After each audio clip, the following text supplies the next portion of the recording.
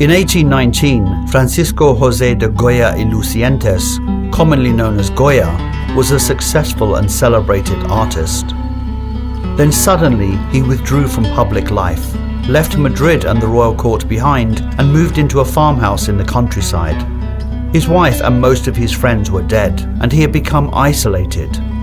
He was 73 years old, sick and completely deaf. His long life was coming to a close. But he wasn't finished yet. The man who had once painted crucifixions, miracles, saints and priests, now painted terrifying, demonic, raw and brutal works. Works without even a hint of God.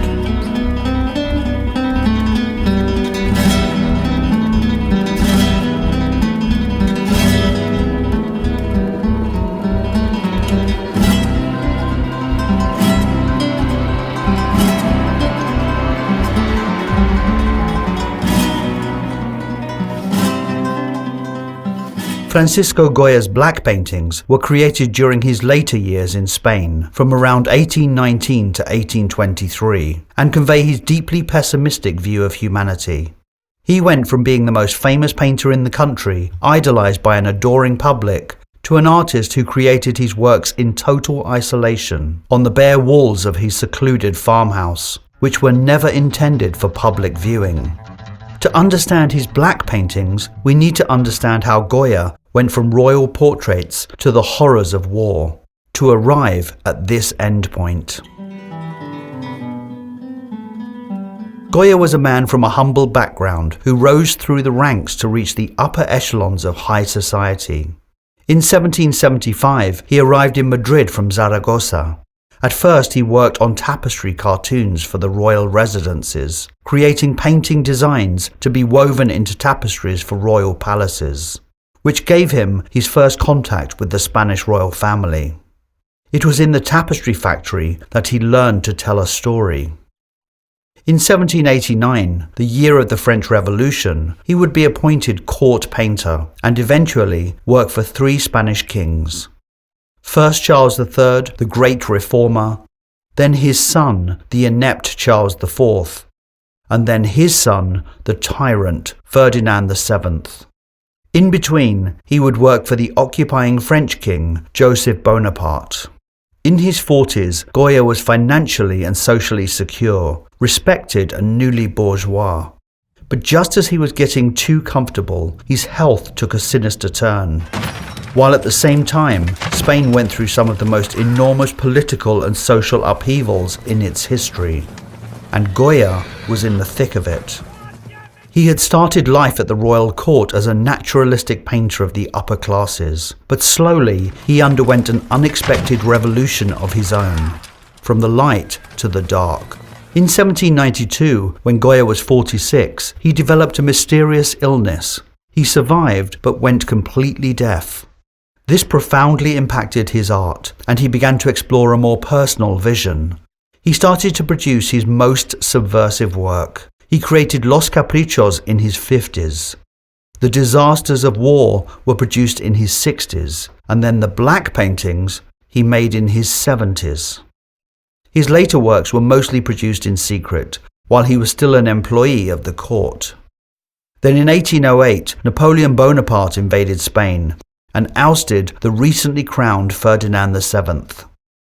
Goya remained in Madrid during the occupation by the French and even worked for them. For many Spanish liberals like Goya, the French invasion was complicated. Like many dictators, then and now, Napoleon came in with talk of restoring democracy. Ferdinand was a despised dictator, and Goya and his liberal friends had initially supported the aims of the French Revolution. They saw French rule as the great hope of liberalization and enlightenment. And in fact, one of the first things Napoleon did was to abolish the hated Inquisition. But the truth is that under occupation, Goya's opinion of the French changed, after personally witnessing the violent subjugation of his countrymen by occupying troops. The war and its ensuing atrocities affected him and his work deeply, and we start to see a darker subject matter, emotional work which shows deep fear for Spain's future. After a brutal suppression, Spanish rebels started a campaign of guerrilla warfare. There would be repercussions, but eventually Napoleon was forced out in 1813, and King Ferdinand VII, who was living in exile, was reinstated. Goya had started his royal career with Ferdinand's grandfather, the beloved Charles III, a king who believed in religious reform and a constitutional monarchy.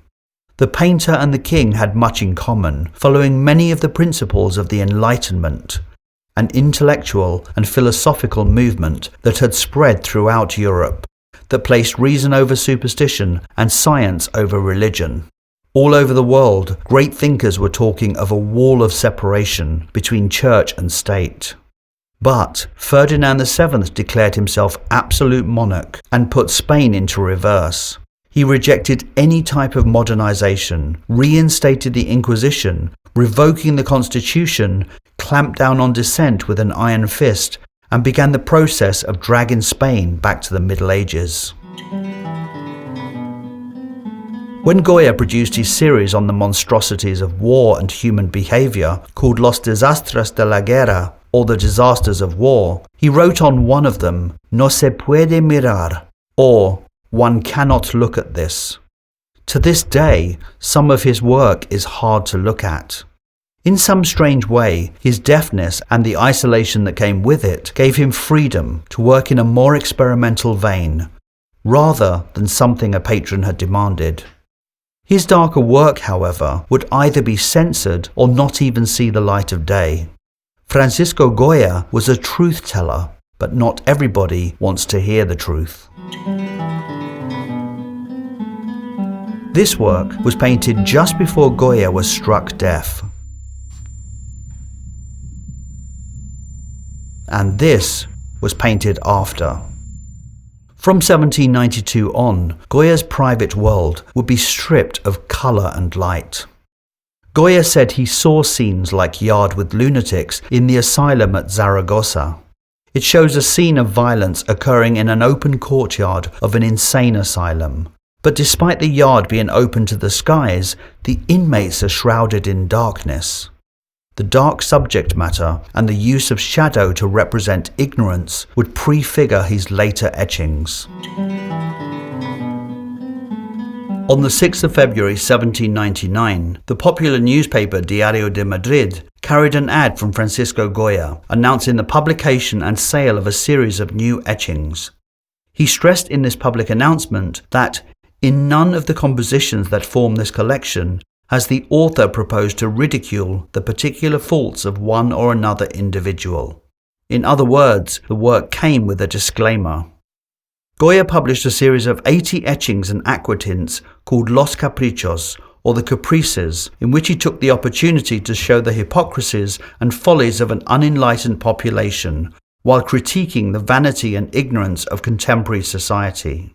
The technique of aquatint is an etching process that allows artists to create a watercolor look, and Goya became a master at using a broad range of contrasting tints to reveal the shadowy world of ignorance.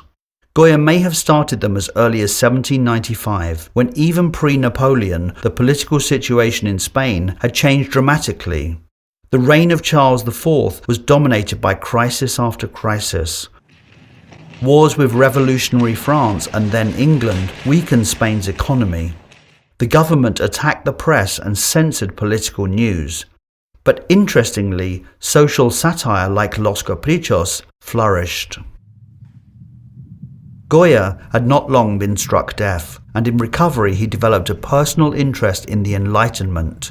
These ideas were almost certainly an inspiration for his most famous plate from Los Caprichos. Number 43, The Sleep of Reason Produces Monsters. Jean-Jacques Rousseau was the man whose words inspired the French revolutionaries, and he was now inspiring a Spanish court painter. Words which were censored by both the Spanish church and the crown.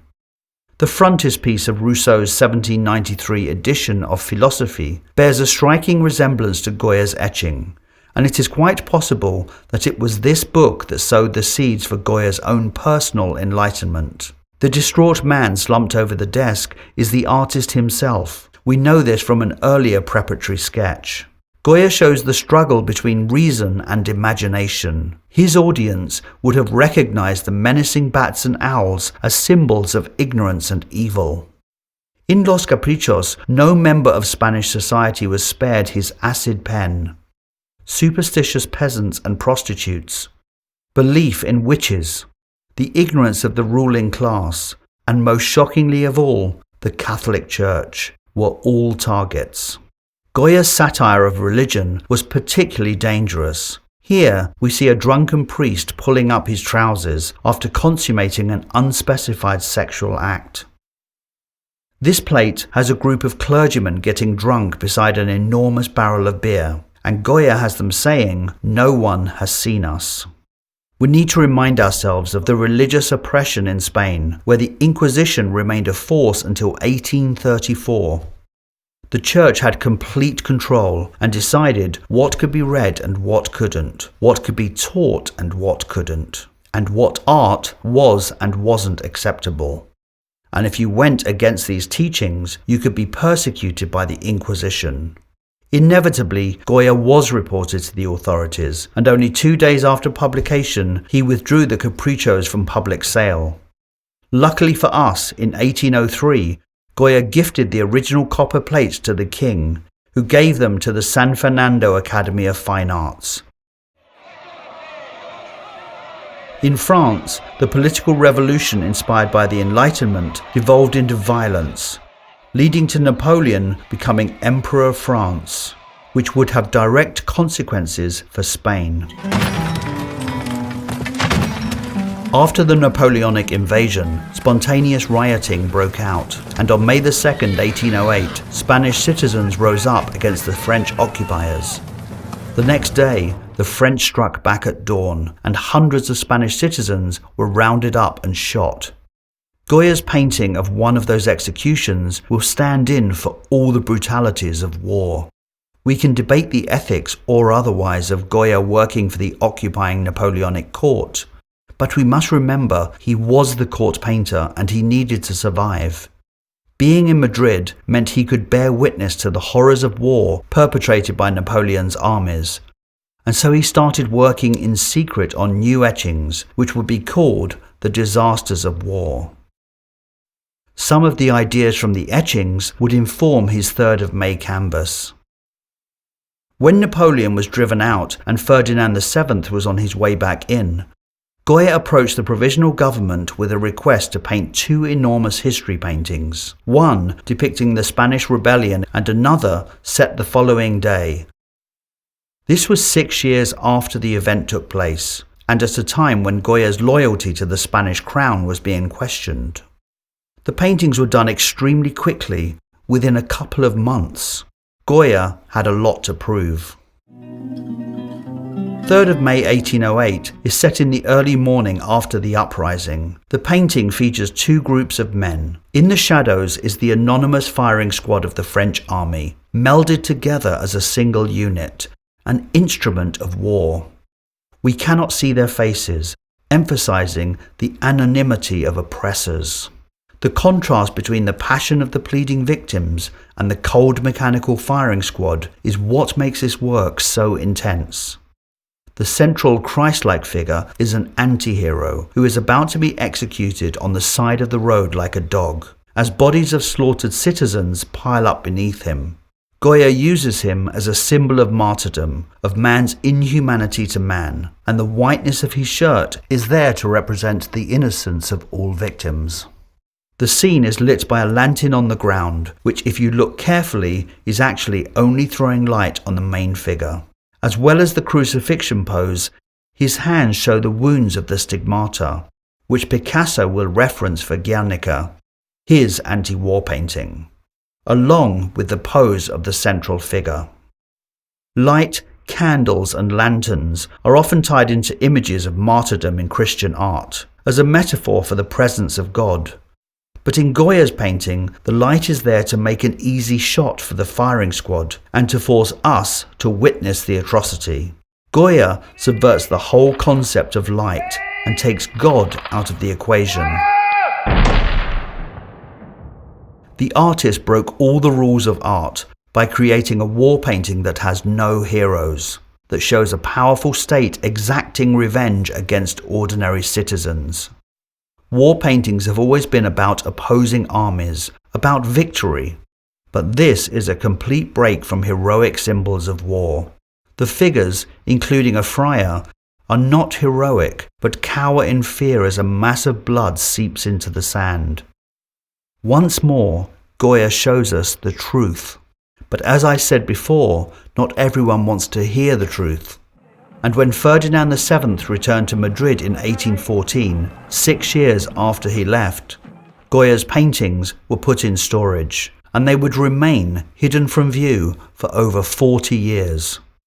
The last thing the newly restored king wanted was to remind ordinary citizens that they also had the power to overthrow their oppressors. This painting is the one against which all future paintings of conflict will be measured. A powerful statement on tragedy and abuse of power in the name of liberation.